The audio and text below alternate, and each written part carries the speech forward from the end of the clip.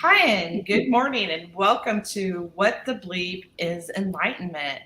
We have this fantastic panel today that's going to enlighten us about their definition of enlightenment.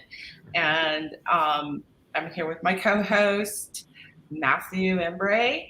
And before we get started with introductions, we're going to have Adalina do an opening ceremony for us. Hi, everybody. I'm Adalina East. Let's just close our eyes for a moment and take some deep breaths in and out. And feel those breaths moving through your whole body. And notice how this breath flows all the way up through your chakra system, through every meridian in your body, and flows back out again. And now just imagine yourself in whatever your very favorite place in nature is. What does that look like? What are the things that you see around you in that completely natural place? What are the smells that you smell? What are the sounds that you hear?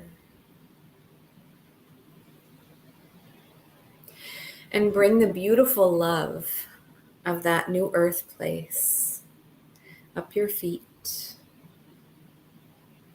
up your legs, and up through the trunk of your body, and allow it to rest right here in your heart space. And as that beautiful new earth energy commingles with the energy of your heart, take a deep breath in and a deep breath out. And feel the love of Mother Gaia here in your heart also. And just take a moment and send love to all of those in your thoughts and prayers this morning. And take a deep breath in and a deep breath out. And slowly open your eyes.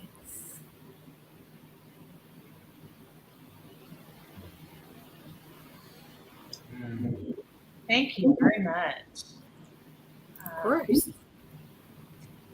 I guess we'll just start with introductions. So we'll start with Matthew. Would you like to introduce yourself? Oh, sure. I'll introduce myself. Hello, everybody. I'm Matthew McLean, the Shamanic Happiness Coach. I am co-hosting this podcast with Julie, and she is just beautiful. Thank you so much. Thank you. I always appreciate these. And today I am super excited to see what we come up with because enlightenment is such an interesting topic. So, yes, that's me. I'll pass it on to Aurora. Good morning, everyone. Adalina, that was such a lovely beginning. Thank you so much. I really needed that this morning. Thank you. I'm Casey Knight, legally, and I also embody and bring through the Aurora Light collective and frequencies into my business and my beingness. And I am a multidimensional, multi-passionate coach for visionary, luminary beings who are here to ripple their magic out into the world. And I love focusing on voice activation, conscious creation, and ascension and evolution. Beautiful. Adalina, excuse me. That's okay. I'm Adalina East. I'm a multidimensional mentor, and I work as a transformational healer as well. My background is in neuroscience research and counseling, and I found after years of study and practice that transformational healing was one of the quick ways to heal from the past and to get started on your ascension journey. And I now mentor both all beings in the world to help them reach their guides and tap into their spiritual gifts. Monique. I'm Monique Rebelle. I was born in Poland, lived in the United States for almost like over 30 years. Lived in Western Europe before that, and throughout my life, since I was 14, I have been an artist. I'm a painter, but I also have done some other artistic art media like music and performance. But what's probably most important here is that I'm a spiritual teacher. That wasn't my choice. It's just happened that I had an experience of spiritual enlightenment some years ago. I wrote a book about it. It's called Transcendence Calling, the Power of Kundalini Rising and Spiritual Enlightenment. And I have been teaching. The word multidimensional has been repeated here. During my experience, I realized that our consciousness is multidimensional. And I'm presently teaching a course. It's called Higher Self, Our Multidimensional Consciousness. So that's it for now. Thank you. Beautiful, beautiful. Well, why don't we go through? I love that we have so many multidimensional things coming in this space, and it's very interesting, right? Like enlightenment is this multidimensional idea, and it's been transforming over the human history, so to speak, as long as we've been using the concept. So I kind of want to just pass it on and jump into what is enlightenment, what the bleep is enlightenment, and we'll just continue to go in order. Casey.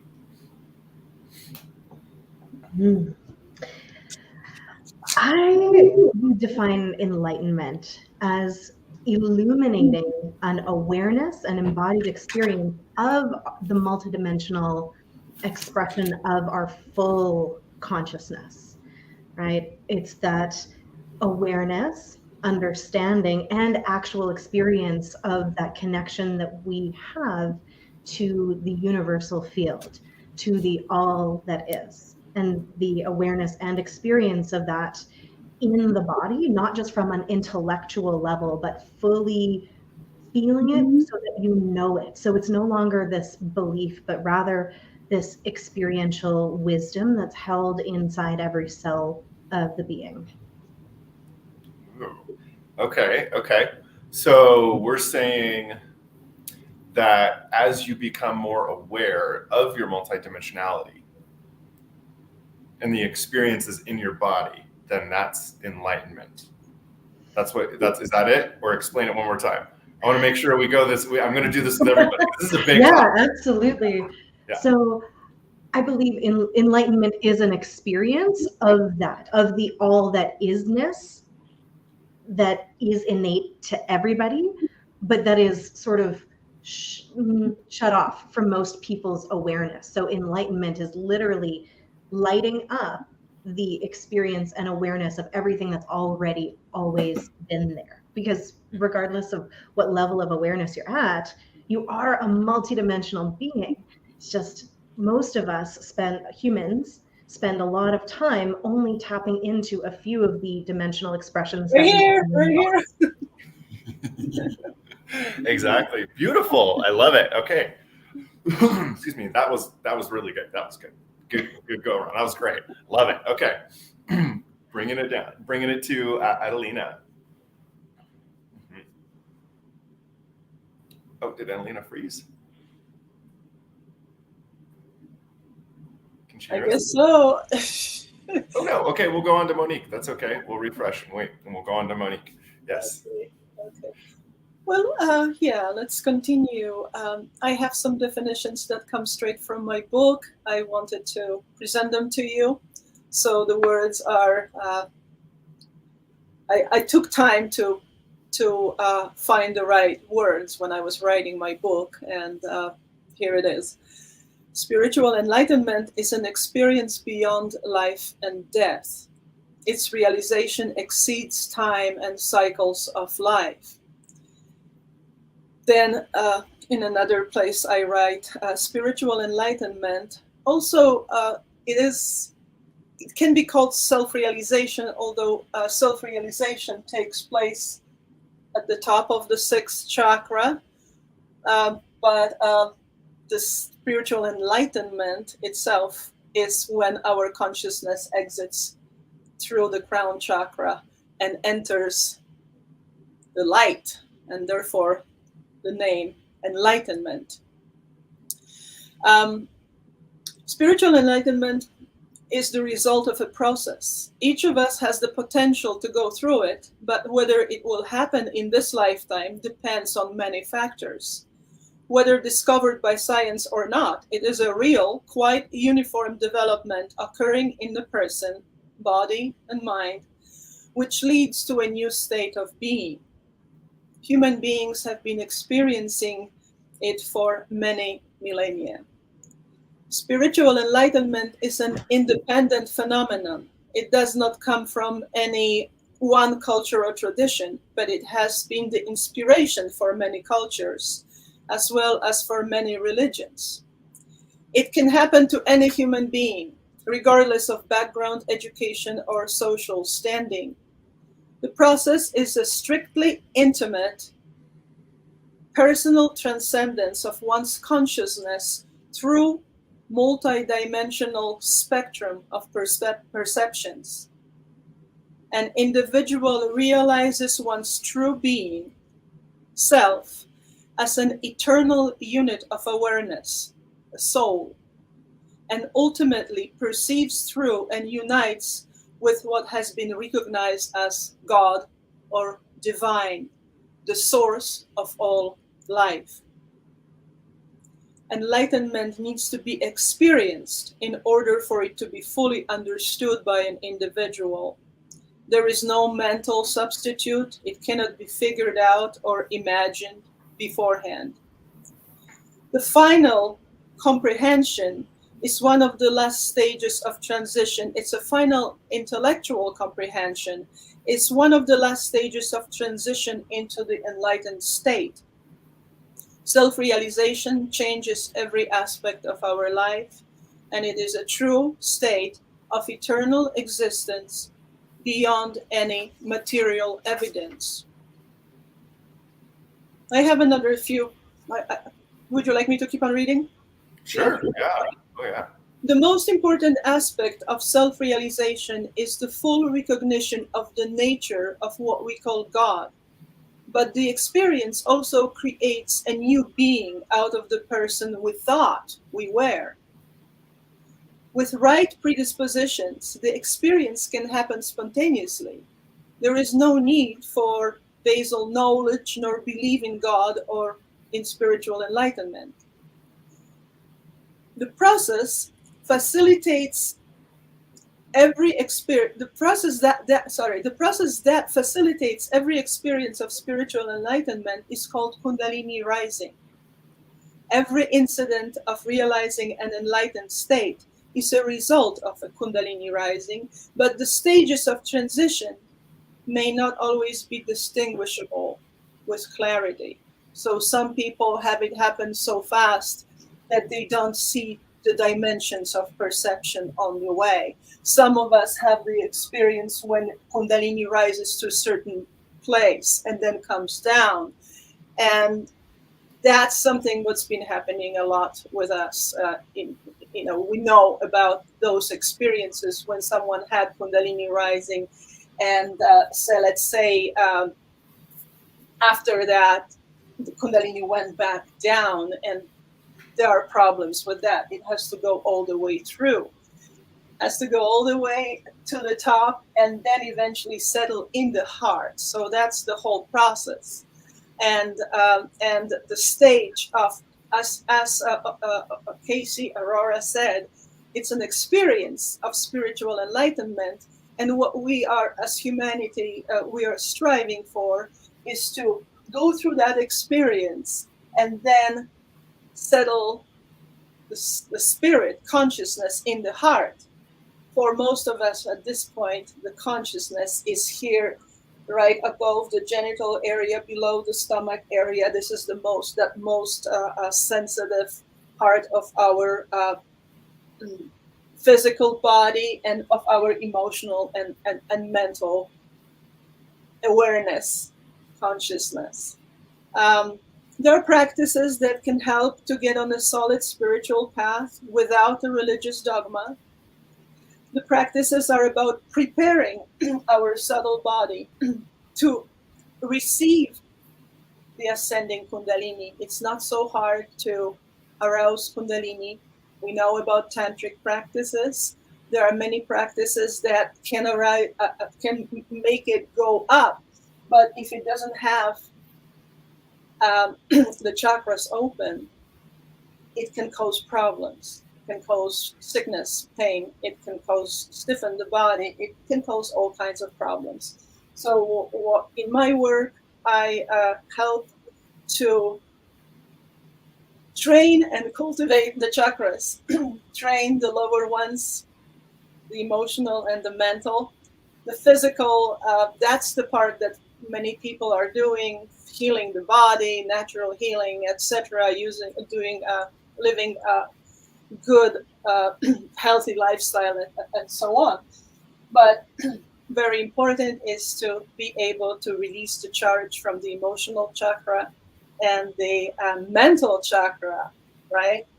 And then cultivate the upper ones so they develop. Once they are developed, Kundalini can easier go through them and reach the state of enlightenment, which makes us all, changes us, because it makes us understand, not just from reading a book or listening to somebody, but just knowing ourselves that we are the creators of everything. Actually, we are self-created, and the God is within us. So we are creating our life as we speak all the time. It's just a matter of getting to that full awareness of that fact, and realize that everything we're going through is something that our soul has created for us, and we can find that out at the top here. Our soul created our present reincarnation, and we are fully responsible for our lives. So that's it for now. Thank you. Good. That was great. That was a really good explanation. I like how you're tying in the chakra system and experiences and all these other things into excuse me, a continual reawakening from experience to experience, and what might happen in that process as we are humans and go forward. Right. I like that. Beautiful. That's good. It's really good. Can I add something?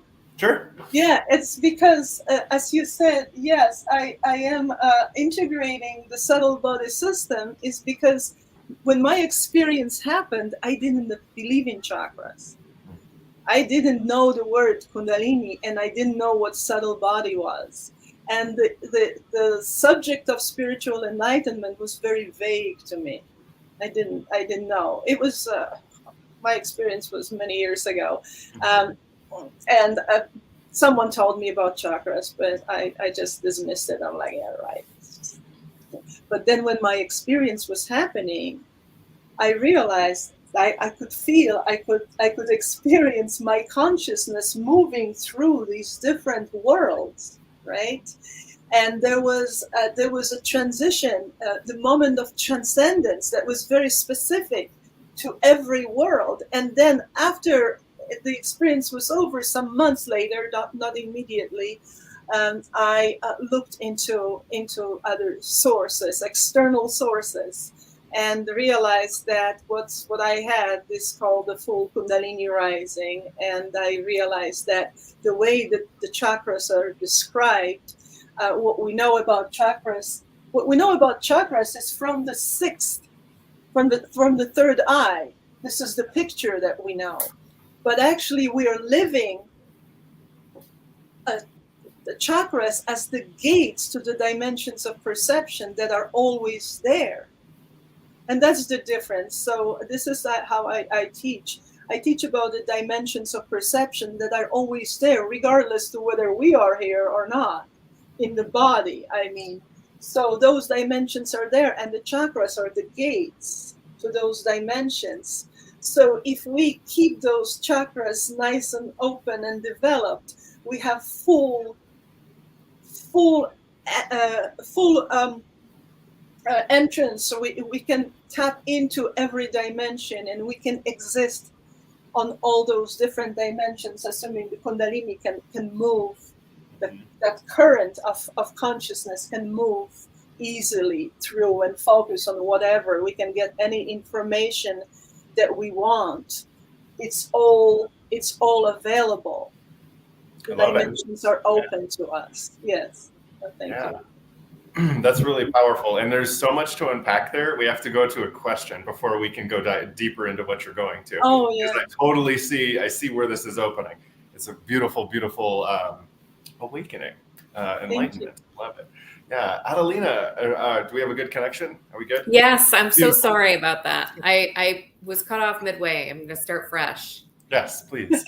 I loved hearing from you, Casey Aurora, and from you, Monique, about your definitions of enlightenment. I'm going to bring in a bit of a scientific perspective here. My background is in neuroscience research and also in counseling. And as a multidimensional mentor, I work with people when they're at that moment of realizing that something is happening. They may not always know exactly what it is, but they're always sure that something is taking place. And I found that that's when people usually find me. So in my work, I've noticed that enlightenment means really different things for different people. I know that a part of our soul's reincarnation into this body that we now have is our own soul's desire, as Monique was saying. But I have noticed different things. So one thing that I've noticed is that when we reincarnate into this body, we also reincarnate with a specific belief system that, we choose our parents when we come back into human form. And part of choosing our parents is usually choosing their religion or spiritual path. And then at a certain age, we veer off. We have our own moment of decision. We have our own moment of reckoning with our God or source or universe or whatever word you're comfortable with. And at that time, there is the beginning of an awakening.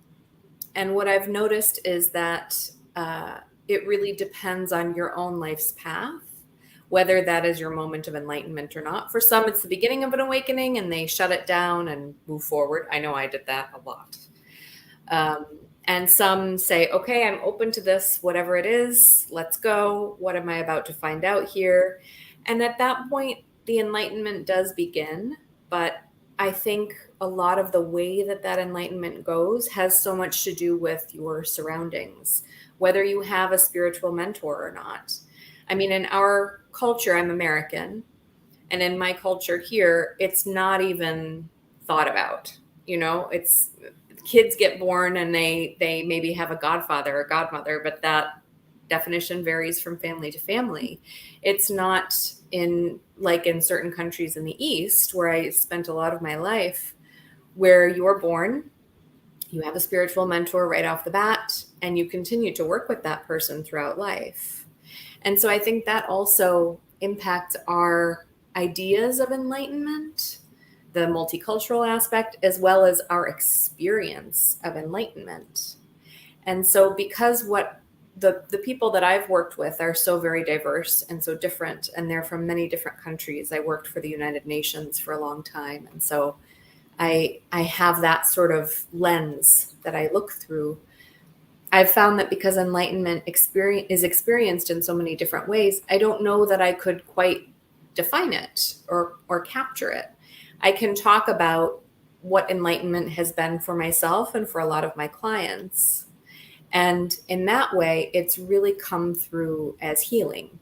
Once you are able to get yourself to a certain point of healing from childhood hurts or wounds, or maybe even past life incidences, you get to a place of healing where you're ready to really be open to what the universe has to offer you.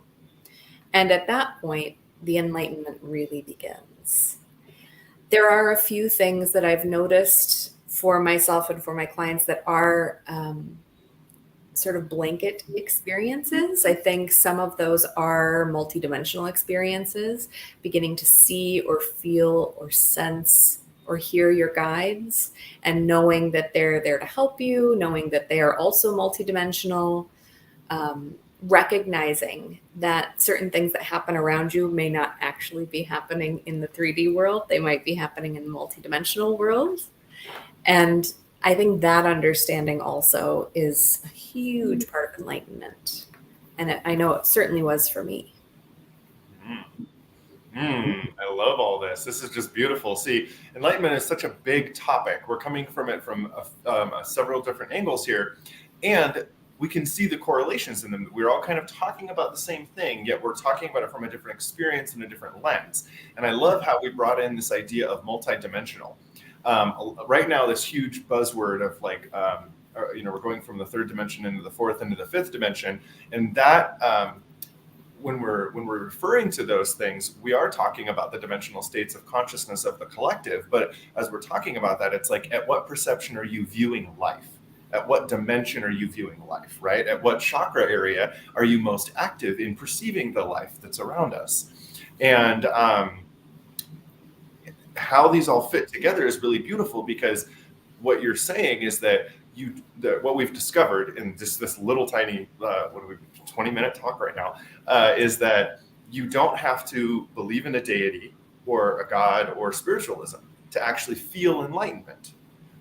You just have to be in the space of, as we kind of came up with, this healing aspect to where we open up to things, and that would be correlative to like allowing your energy to flow up and down, right? We might this example just came in. We might view tools like carpenter tools and pick them up and use them in a different way than a carpenter does, and that's okay, right? And that's exactly kind of how we're viewing this enlightenment thing, and I like that. I wanted to bring in another aspect that I find resonates with a lot of people when I'm coaching and whatnot, because I'm also in this space, in America, where we're like, spiritualism, blah, blah, blah. It kind of goes, we have this war against things about spiritualism in some way. A lot of us are waking up in this and being courageous to have these conversations and connect a little bit closer. And we do know that as we do that, our society is coming a little bit closer. So that's kind of cool. What I've noticed for enlightenment, and this is my definition, it's the freedom of suffering. And that seems to correlate with a lot of people. And when I say that, I mean, we enlighten ourselves of the weight of suffering, of this issue. And so we heal, right? And it's like the baggage of suffering that keeps us down. It keeps our heart closed. It keeps us not wanting to talk to other people. It keeps us not wanting to have experiences, not wanting to experience the self even, or explore the self. And those are all sufferings. And so I say, as we become enlightened, we enlighten ourselves of this baggage. We drop it off, and we're free to be in a different way. And as we've said, all three of you guys have said, we connect into this higher version of ourselves. And we have realizations that come in, and we have experiences in life that we're like, well, I guess you can't make this shit up, right? And it just goes on. So yeah, I love it. It's I love the term in our office is when things like that happen, it's just like another day at the office kind of a thing, just another day of woohoo and oh my goodness is being experienced. Julie, I wanted to see, did you want to pipe in on this? I'm feeling you might have an experience with enlightenment a little bit. I have a different definition of it. I mean, we're all entitled to that. Yeah. So, I feel that enlightenment, I mean, you're talking about multidimensional. It's the awareness of everything. And I don't even know how to describe it. So, because I'm not there. I know I'm on my journey there, but it's an awareness of like every experience that you've ever had, through all dimensions of all time, and having an understanding of that. So that's my definition. I've had like little awakenings that you could call like little enlightenments, but No, I like that. I mean, it kind of brings up this question that maybe many of us are asking or just need to talk about is enlightenment a destination? I'm just going to leave that there. Who wants to answer that or pipe into that? Is enlightenment a destination? I think so. Okay. It's a journey, and it's a choice, I believe. I believe this up here is the 8th dimension. That's where all other dimensions exist. So it's our consciousness and awareness, right? Okay. Yeah. Yeah. Monique, did you want to say and pipe into this too? Yeah, sure. Well, from my perspective and how I understand other spiritual teachers who talk about the same thing, it seems that humans need to experience the full Kundalini rising and have full cognition of what it is to be presently creating the whole world, because this is our true state. We create the world that is simultaneously happening everywhere at every moment anew. The spiritual power is, and we cannot fathom it as humans. We cannot understand it with our little minds. This mind here, that's the mind that is arranging things for us, how we should be doing things. This is the goal-oriented mind. This mind is when consciousness goes all the way up here to the 7th chakra. This is the mind that connects, this observing, witnessing, and discerning mind connects with all that is. And we have experiences, many of us have experiences of opening of the upper chakras, not necessarily together with Kundalini rising at the same time. We experience glimpses of enlightenment, yes, from the 7th chakra. We experience visions that we intuitively comprehend, archetypes, gods. We comprehend through other psychic sciences, systems like astrology, numerology, tarot cards, any divinations. That's the 6th dimension.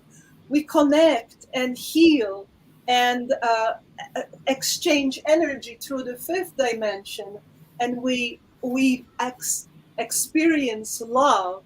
We are loved and known by that presence of love.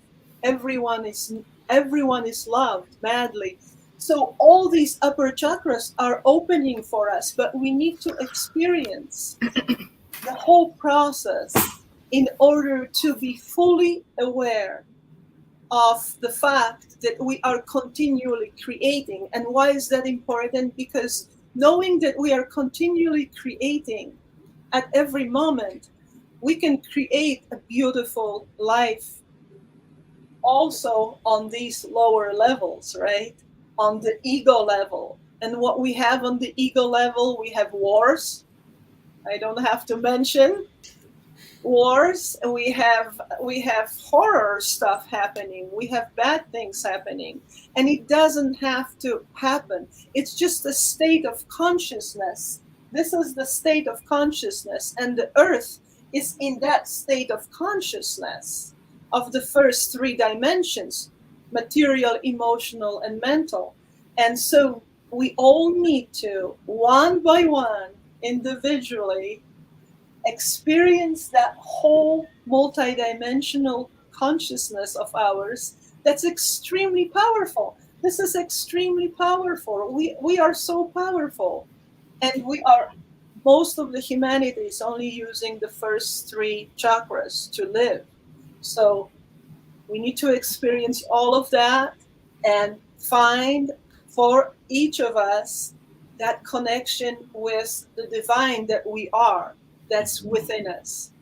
So that's why it's an important mission, and I'd rather have everyone on a mission for that than to think that, oh well, maybe I'm already enlightened. Yeah, there's practice needed. Yeah, it's an interesting thing when a lot of us come to that space of saying like, oh, I'm enlightened, and I guess to my question, I was more I'm kind of poking fun at that portion of it where we're like, oh, I'm done, kind of a thing. When we arrive at that space, so it's that destination where we're like, okay, I'm finished. And I really enjoy this talk of multi-dimensional things, and one of the dimensions that a lot of spiritual mentors and whatnot have said throughout time throughout our existence is that time is a creation of our and is an expression of our consciousness, and so it's an interesting thing to look at when we think about time as this stretched out piece that we can observe, and then the question comes to, well, where does our consciousness fall? Is it only falling on that one timeline that we're experiencing right now in this moment? And so this is the question, or this is a part of the enlightenment that I want to open up, is this is a very loaded question, and I'm purposefully putting it this way. How many chances do we get to experience enlightenment? It's always there. The chance is always there. About time. Time is a sub-dimension of the third dimension of mind. So when we are here, when we come up here, we can see the illusion of this reality, and the time is just a sub-dimension. We need it in order to have memories, in order to create our little life here. We need it in order for this particular mind to understand what's going on, to have a perspective. But time is a concept. It's not real as much as this reality is not real. Mm-hmm. Yeah. Aurora, I saw you unmute yourself. Yeah. I love the question you're asking, and my like flippant answer would be, we have all the chances. Yeah. We have infinite chances. Yeah. Right? As the journey towards understanding that we are the universe itself and the all of creation that is experiencing itself in its infinite nature, then we have every single opportunity to experience them along all of these different points, both inside and outside of time. And one of my favorite places to play with the understanding and embodiment of all of this is to go to the spark of myself that I would call my highest self, that exists beyond space and time, beyond all distortion, that I also feel and see and know is connected to every other aspect of myself, and then the all that is. And through that, we can play and bounce our consciousness around into anything that has been, is, and will be inside of time or beyond that. So that's, I feel like you had mentioned, Monique, that you work with the higher self as well. And it's just something to bring into the conversation because it's the easiest, I think, access point to exploring your multidimensionality inside the human form and those 12 chakras. But there's so much more than just those 12 chakras and dimensions when you go beyond the human form and into that multiplicity of, all of your other incarnations in other planets and other dimensions and other expressions and even other universes. I love it. I love this. Okay. I love this conversation because how many of us actually have a hard time talking to other peers about enlightenment? A lot of us have little egos kind of wrapped up in it, and a lot of times we want to express or to get followers of enlightenment. But I really appreciate that enlightenment is a personal experience to every single individual, right? And so in that context, when somebody doesn't have a spiritual background, they're not having this understanding of what's happening to them, the words chakra, the words enlightenment, the words using your intuition are foreign to their experience and they cannot relate to those, how can enlightenment or the understanding of enlightenment help them? One thing I would say, just also kind of piggybacking on what Aurora Casey was saying, is so we have had all of these lifetimes, right? And we have had all of these experiences, and there are so many experiences beyond our dimensions and our chakras and our meridians and our thoughts.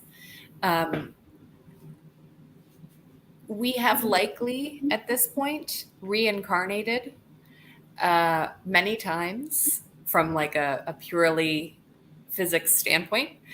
And we have likely experienced enlightenment in previous lifetimes. And so one thing that I love to do with clients is take them back through their Akashic records and kind of point out to them the different places in their previous lifetimes where they became enlightened or reached enlightenment. I also believe enlightenment is a practice. I don't think it's like this thing that only happens once in our lifetime, like in this human form. I think it happens multiple times, and I think there are phases of life where we have to be more physical, like focused in the physical world. And at that point in time, we may kind of let some of it slip away. But there are still times that we can bring ourselves back to it. And so I think that for sort of the introduction of the idea of enlightenment to people who maybe are not versed in things like chakras, meridians, dimensions, one of the most fun ways I've found anyway is to start talking to them about previous lifetimes. And even if they're not interested in previous lifetimes and they think it's all hooey, you would be amazed at the reaction of people who have never really thought about it before to hearing about some of their previous lifetimes once they give you permission to tap in there and their previous experiences of enlightenment. And there have been times when after one of those sessions with a client, they're like, wow, I can almost remember what that feels like. I want to tap back into that energy. I want to learn more about myself and heal different things within myself so that I can reach that spot again. Nice. Mm-hmm. Wonderful. I love that. That's really good. And so what I'm hearing is this little bit of like courageousness of, well, let's just, what is this experience for you, right? Can you remember anything beyond this lifetime? Mm-hmm. Yeah. Do you remember before or do you remember after this lifetime? Yeah, that's really fun to ask. I like that. Because I think that there's enough paranormal TV and books and everything that the idea of having a different lifetime is pretty common conversation that we could enter into. Yeah. I love that. So there's this, in a sense of what does enlightenment look like?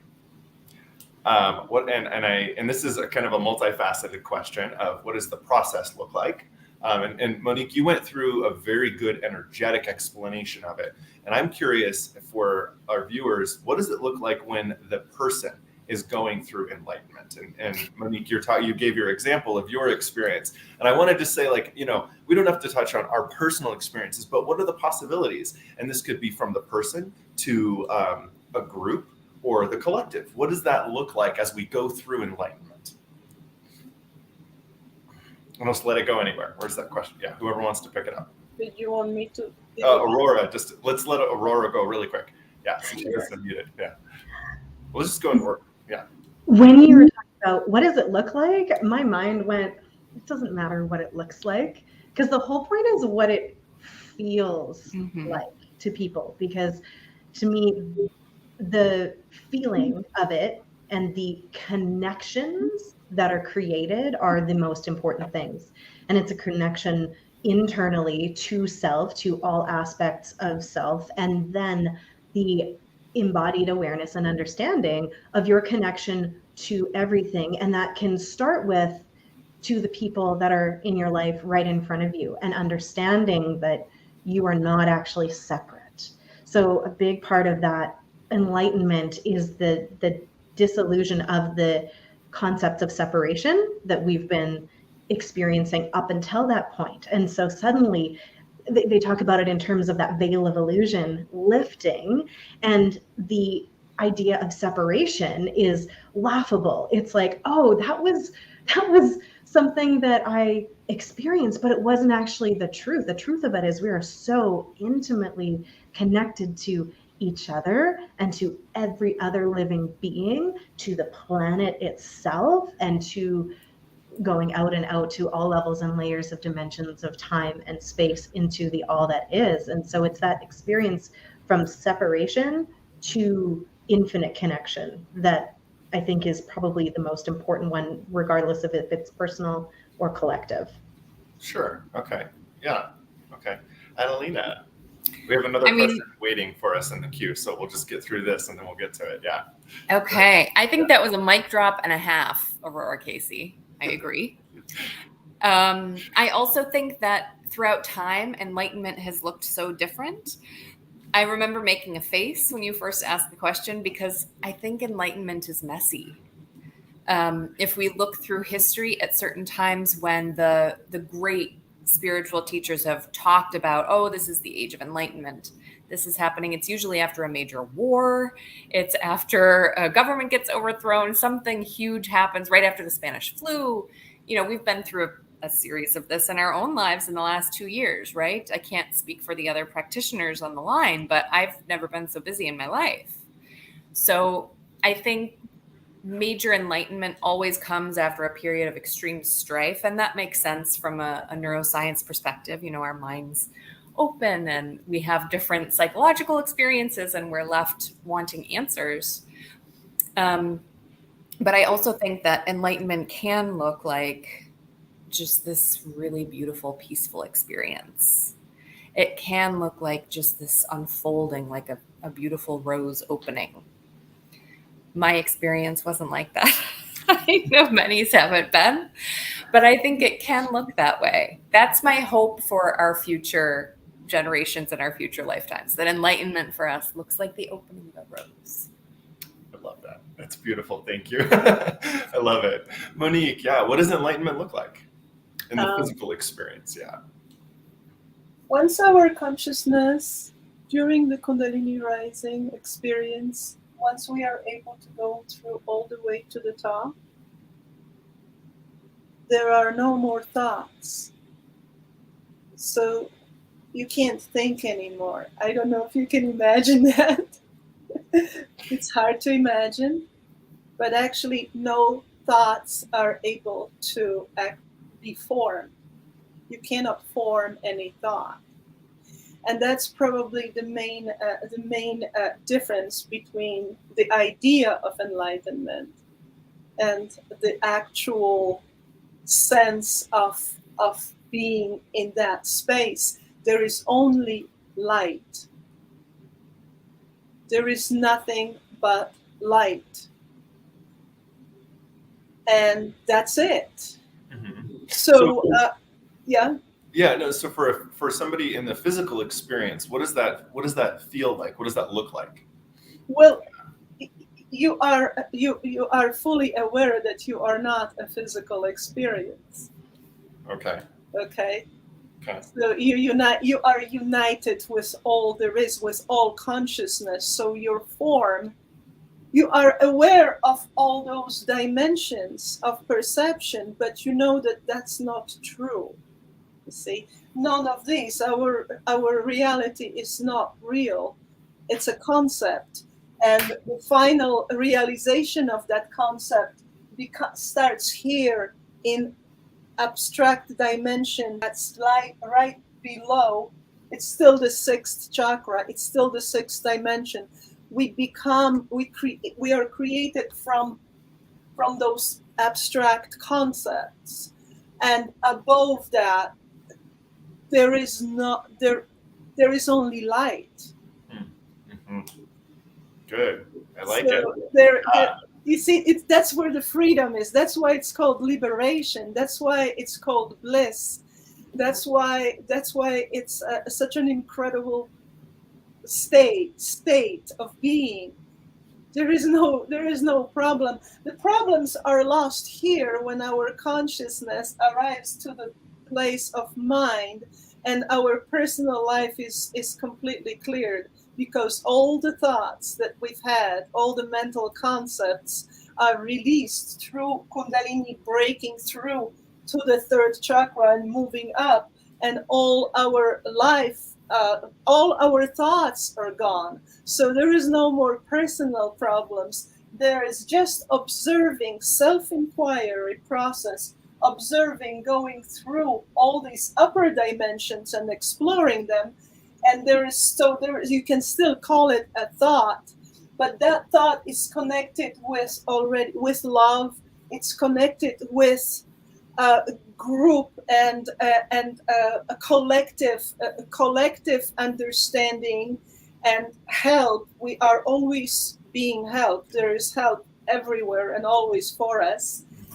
And with understanding of the vision of our creation, the matrix of creation, gods, goddesses, religions appear in this place as vision, and in that we intuitively comprehend. So there is still element of comprehension. But at the moment when we continue the process of self-inquiry, which is asking the right question and receiving the answer, that's the mystery of the whole process, is the self-inquiry. We ask the right question, the right answer will come. And at the point where that final answer comes, I didn't know I was asking the final question. I didn't know that. But I was asking questions and answers were coming. And when I finally asked that one question, and I can tell you what that was, because I think that's something that's really important to comprehend the whole, to see the whole concept. I realized that that my soul is eternal. Like, we're all eternal souls. We just have to realize it, that we are eternal. And once I knew that, I realized that our souls create our present lifetime and every lifetime. So we are purposefully creating the obstacles for ourselves and so on. We're just self-created in that way. So once I knew that, my question was, where does the soul get the energy from? That was my question. Where, the soul creates, right? But where does it get the energy from to create? Mm-hmm. And the answer came, and the answer was inspiration. And as soon as I got, it's instant. In intuitive understanding, the question is answered instantly. If you work with intuition, the answer comes like right away. It's not like this mind. It's not like thought after thought after thought. Yes, no. The linear scientific thinking. This is instant. So instantly it came to it appeared, the inspiration, and as soon as that came to me, I became it. Sure. Okay. So you become that. I became that, and at that point, I entered that light, the light, nothing but light, and I wanted to keep on asking questions. No, there is no. You can't ask any more questions. It's not. There is no reason for any of it. All that, what we think, what we are busy with during the lifetime, all those dimensions, it doesn't matter. Sure. Well, let's bring this back really quick, because I want to stick for this question into the personal experience of things. Okay. And but so for this, let's go off into this one and right here. And I wanted to allow Adalina to answer this because she's got to jet off at 10 o'clock. Really quick. And then after that, Adalina, will you please go ahead and share your information, share any offerings that you have? Perfect. Sure. So I'm sorry, I don't have my glasses on. What would be a first step for someone not versed in this? Maybe someone who's a little hesitant but interested in exploring. Yes, Stephen. So I would recommend that you go, and I know these words can be kind of foreign, but what is the part of all of this that's most interesting to you? Do you find that when you try meditation, that really speaks to you? What about breath work? What about yoga? What about reading books? Like, what really piques your interest? And then move towards that, because this is all a process. It's not this. And that was the hardest thing for me to understand personally. But as you keep exploring yourself and exploring what you're attracted to, you will start to learn more and more about your own experience of enlightenment. And it really, and anyway, this has just been my experience, that it's really different for everyone. So if you would like to explore it through the path of meditation, that's been really helpful for a lot of people. There's so many different ways, of course, Buddhist meditation, Hindu meditation. I have a few different meditations on my website that you're more than welcome to. For anyone who signs up for my newsletter, they receive a free meditation to reach the upper dimensions, which is super beautiful and really relaxing. And you can find that on my website. My website is adalinaeast.com, and it's spelled ADALINA East, like the direction.com. And I will put in the link for people to be able to sign up in just one moment here. I'm going to look it up. The second thing is, I see that you were asking, does it have to be an individual thing, or can it be something that is collective? I think there are experiences of both, right? If we look through history, there are so many different experiences of people having collective experiences of enlightenment. New religions and spiritual practices were created in this way, of collective experiences of enlightenment. But it can also be very personal, and especially in today's world where we are all pretty isolated, especially for the last 2 years, I think many of the experiences of enlightenment have been personal. As you start to direct your free time and your energy into looking into these different parts of enlightenment that are interesting to you, like maybe breath work or meditation or yoga classes or different books, you'll start to get more of a sense of how it's going to come about for you. One other book that I love to recommend to people, it's called Writing the Divine. And the guides kind of popped it into my head as soon as I read your question. It's a beautiful place to start. It's writings from an incredible spiritual teacher, and she goes through the different parts of healing yourself also that can potentially lead to enlightenment. I am having an extreme brain problem, which I always have when I'm channeling with my eyes open. Sarah, help me, guys. What is her last name? Ingerman? No. I'm sorry? Who? Sarah. I wrote Writing the Divine. Sarah, I can't think of her last name. I'm so sorry. But you will be able to find it on Amazon. It's an easy one. I think it's a great starting point at the beginning of this journey. And you can always check out my meditation through the link that I just sent through as well. Sarah Wiseman. Thank you, Sarah Wiseman. I'm so sorry. That's good. That's great. Beautiful. Well, thank you so much, Adalina. Thank you so much. We appreciate you coming on. We know you have things to get to. So thank you. Yeah, thank you for enlightening us with all of your information and your presence. And thanks for enlightening me. It was great to talk with all of you. Yeah. Thank you. Thank you very much. Thank you. You have a great day. You too. Cool. Bye. Okay, I'm going to put that question up again so that we can kind of go and round robin that really quick. So we'll do this first one more time and just pass it off to Monique and then Aurora. What would be a first step for someone not versed in this? Maybe someone who is a little hesitant but interested in exploring. The way I teach is what I realized, people come to me with a specific, usually emotional or mental issue. So there could be a relationship issue that causes them emotional problem. There could be just a matter of figuring out what they're going to do in life, what they want to do, what's going on, and so on. So I always start with this area, and for that to understand where we at as spirits and what is consciousness.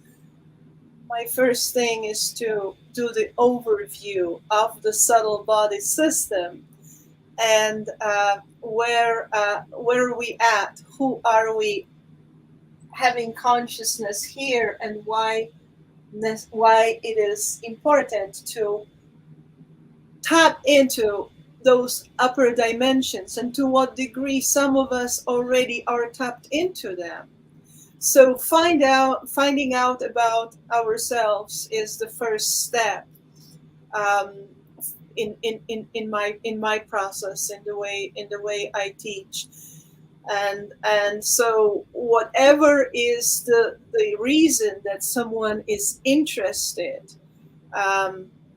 as Stephen says, is interested in exploring, so that interest itself can start with exploring the subtle body, dimensions of perception, and how do we find ourselves in there. Consciousness itself, how to find your Kundalini. Where is your Kundalini? Identify your Kundalini. Those are the first steps. I like it. Okay, Aurora. So in the journey towards creating anything, I love using a 3-step process that I call evolutionary alchemy. And the first step is transformation.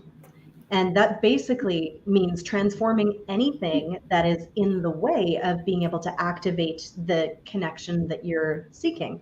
So density is a really easy way of making it the short form. What feels the heaviest that is needing to dissolve so that you can be the light that you already are. And the very, very first step that is necessary is to be in a state of a relaxed nervous system. If the nervous system is activated and we don't feel safe, we're in fight or flight, we basically have our survival gear on, which is shields up. And when our shields are up, we don't have access to our intuition, creativity, logic, reason, any of those things. So it has to be the very first thing that we take care of, which would equate to the root chakra, our feelings of safety and survival.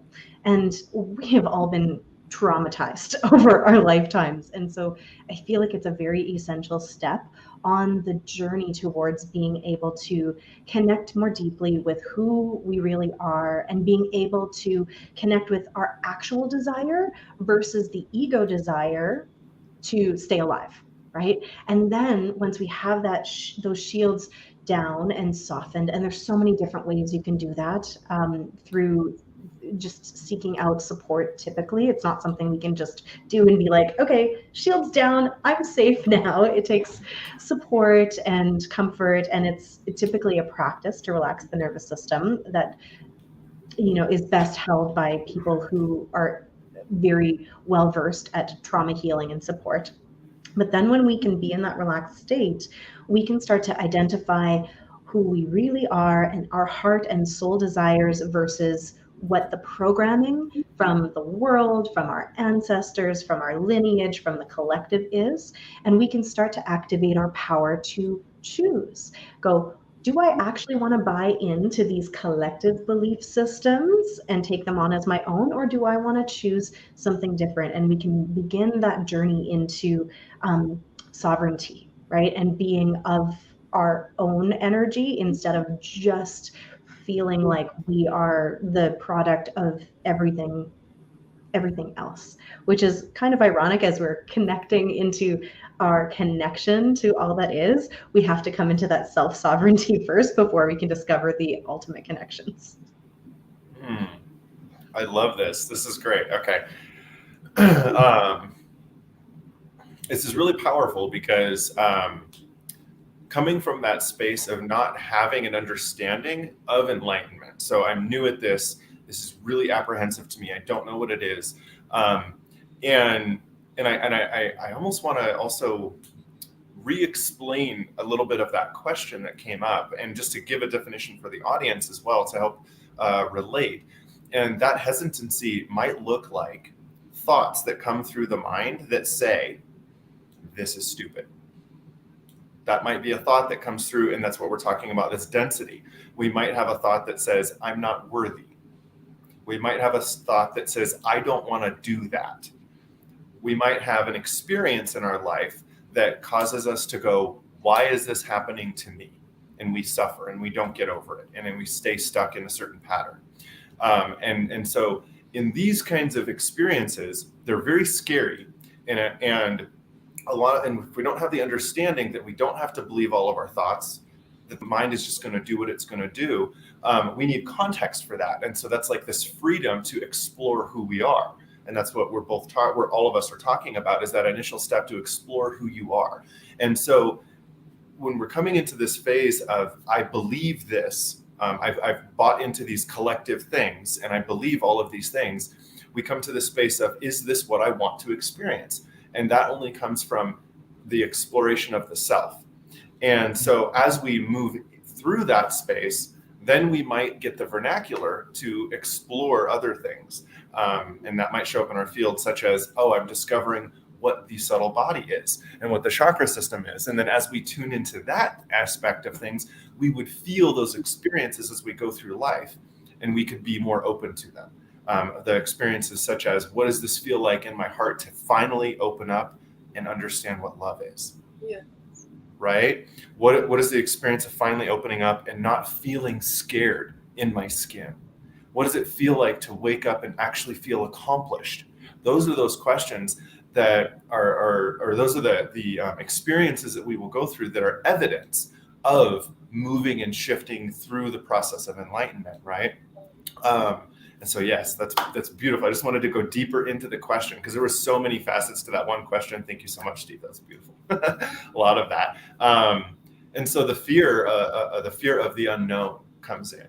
And that would also be a manifestation of the ego, of just wanting to be in a box in a way, and wanting to create the life that the ego thinks is what's going to make it happy. The ego thinks this is the perfect life, right? And as we expand and break down that ego, then we get to go up those chains, just like you're saying, and experience life in a different way.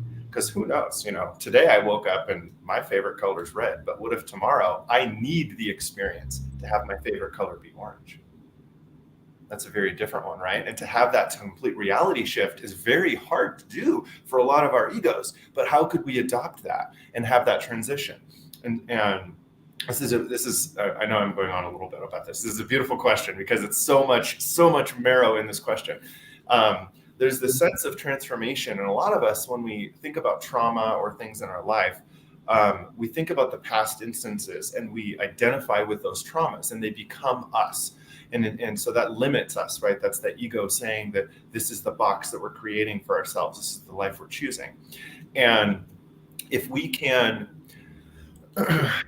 get to the point where we understand that those experiences were there for our growth and they don't define us, then we can understand that they can shift. So how I relate to that experience adjusts. And meaning, so let's say I have a very traumatic experience that's really hard for me to talk about or even listen to or be in the same room and witness, right? That's an actual manifestation of trauma. I cannot be present for this. And as we adjust and shift, eventually we get to that space of going, oh, I've been there. I totally understand what you're saying. This is what I went through, right? And so there's this shift of identity. And now, and on the other side of that is understanding that just because you liked something or did something or didn't do something in the past doesn't mean that that's part of your identity. It means that you could go to do it. And so that would be a shift of the world of the consciousness and the dimensional understanding that you're in. And so for a lot of people, that really is helpful to get out of that fight or flight thing like you're talking about, Casey, and relaxing that nervous system, because then we allow stories of possibility to come in. Yes. So huge question. I didn't realize that question was just going to be so big and versed. Coming to the end of this, enlightenment is such a big topic and it's ongoing. So I kind of am feeling like, what are words that we could send to the collective? And I kind of guess this is like, what is your wish for enlightenment of humanity, or our next phase of things that we get to experience? And because we are having so much strife in this world, and I mean, yeah, there's this egoic wanting, so to speak, of everybody to just get enlightened right now and have this huge shift happen. And what would that look like? Like if we were to have people all of a sudden go through an enlightenment experience that would help to alleviate them from suffering, and whatever that would be. So reconnecting, letting go of a wound of the heart or whatever. Like how monumental would that be in this world? And so the question is what prayer or ask or what do you want to leave us with as far as enlightenment and for the future of the self and humanity? Go ahead, Monique. Well, I would like to bring the concept of a bodhisattva, because that's something that probably many of us are familiar with. And if you're not familiar, it's easy to explain that, let's say, Buddha achieved enlightenment, and he stayed on earth to give it to others. Enlightenment is being grounded here, even though you have experienced the unity with all there is. The matter of bringing it to others and helping others is to be grounded right now, right here and now. So the whole thing is a process. If we're talking about one person doing it individually and achieving it individually, which is the way it happens, then that one person becomes a bodhisattva and helps others. And that's the process. So it is it's an abstract thought to say that we all achieve enlightenment at the same time. In reality, it happens one by one. And what we can do in the collective is that fifth dimension, exchange of energy and help and healing. That's where it's from. Share that. So whenever we are at the point of having the enlightened state, we go back down and share it with others who are waiting for us to share it with. So that's my take on it. Mm-hmm. Aurora, yeah. I love this. This is my favorite thing in the entire world, because it's my life's work and my mission is to support the people that are on the team that are supporting the people and rippling this energy out, and understanding that while it's a very personal thing, it also happens in the collective because we are all connected. And the more people that are connected in with the energy of the all that is and understand that, the more that frequency goes into our collective field. So I love working directly with Gaia and all of the Mother Earth and all of the elemental forces of creation to connect people in with their own internal all that is, and connect their body, mind, heart, soul, and their action, and understand that that inner world is going to be represented in the outer world. So it's that being the change and doing the inner work will then be reflected in the outside world. So as we each inspire each other to do more and more of that inner work, everything that we've been talking about, the more we will see the shifts and changes in our external reality, with that as within, so without, as above, so below. So it's already happening. The collective frequency and consciousness has already raised so much over the last while, and it's due to the collective work of all of the bodhisattvas and helpers and healers and light workers that are here on purpose to be the light and inspire other people to do the same. Mm-hmm. Thank you, ladies, very much. This is awesome. When you asked that question, the gift to humanity, it came to mind is, I don't know if you guys know these commercials. They're kind of dating me back to the 70s with the Coke. If I just want to buy a Coke, the world of Coke, and you get that beautiful feeling, that beautiful sharing feeling. That's what comes to mind for me. But it's a little bit more than a Coke. I'm not here promoting Coke. So. I love what you're saying. It's I have not seen one of those commercials except through, because I have my age, I apologize. I am 38, but I was not able to see those. But I remember watching the season finale of Mad Men. And in that space, the main character, who goes through a very long, enlightening experience through the whole show, ends up on the beach. And because of his transformation, the Coke commercial you're referring to is created. And it changes the world. And I just love that. So thank you. That's beautiful. Yes, he enlightens. And you just talked about it. Can't make this shit up. You can't make it up. There you go. Maybe we should start an advertisement for this enlightenment thing, doesn't have to be Coke. But I just appreciate everyone that's come on the show. Casey, Monique, I appreciate you sharing your wisdom and your experience. And why don't we take a moment and allow you both to share your contact information and any upcoming courses that are going to start or ongoing courses, so people can reach out to you and seek more wisdom and guidance from you.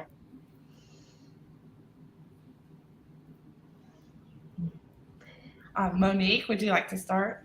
Oh, sure.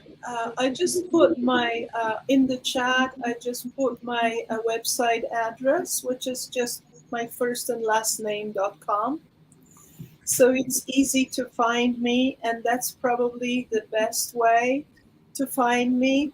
All my courses are listed in the services, but basically I took it down to one course that I'm teaching. It's an eight module course.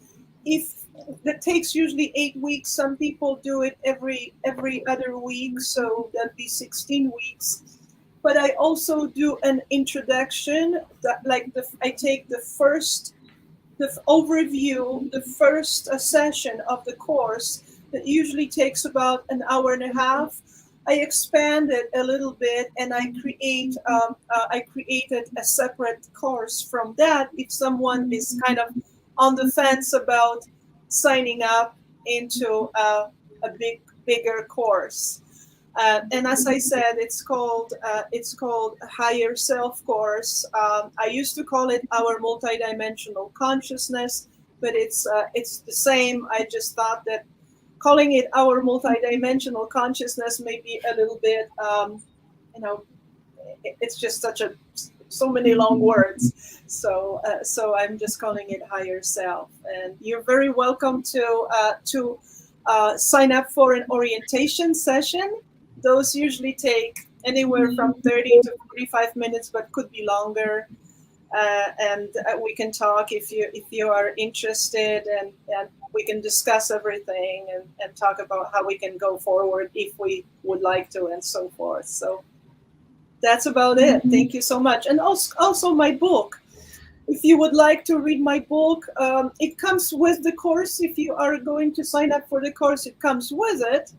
But otherwise, you can get it on Amazon. The title is Transcendence Calling. the power of Kundalini rising and spiritual enlightenment. So thank you so much, and you're welcome, and hope to talk to you soon. Aurora. Beautiful. I love that you have that one focus and one offering, Monique. I am very much an all the awesome kind of person. So I must say the easiest ways to connect with me would be either on my website directly, joyevolution.com, where you can find some free resources like a soul embodiment meditation, where you can bring your soul energy into your body. And I do have a few amazing offerings and more to come. So if you follow me on social media, you can find me on Instagram or TikTok as Your Radiant Evolution, and of course on Facebook as well.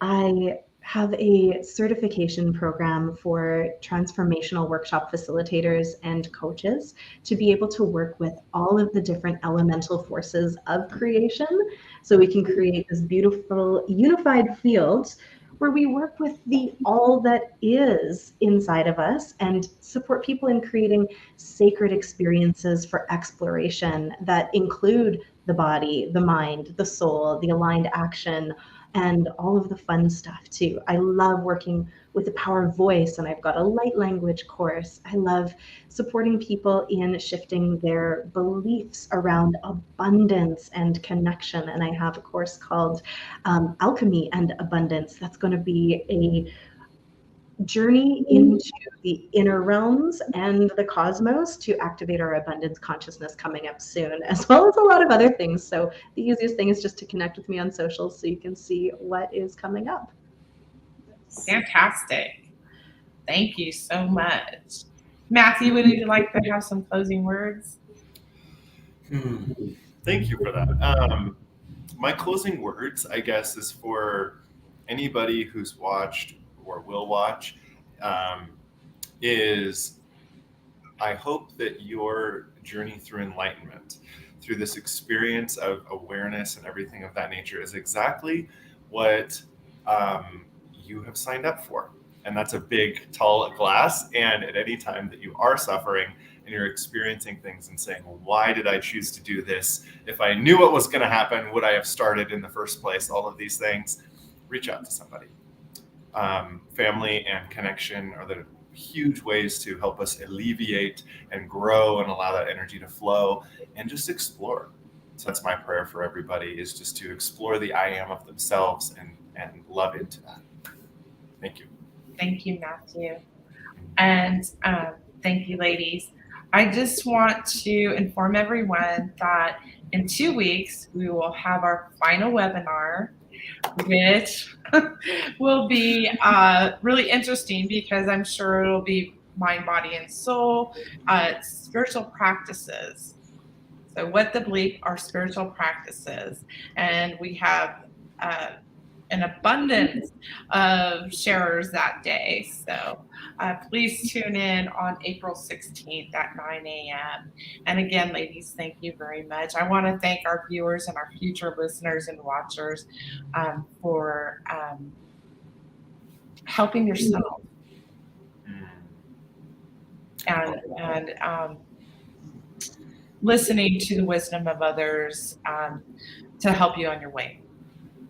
Thank you very much. Oh, thank you. Julie, as you say that, I can just hear it in your voice, the authenticity and heart. And I just love that. It makes me cry. Yeah. Oh, thank you.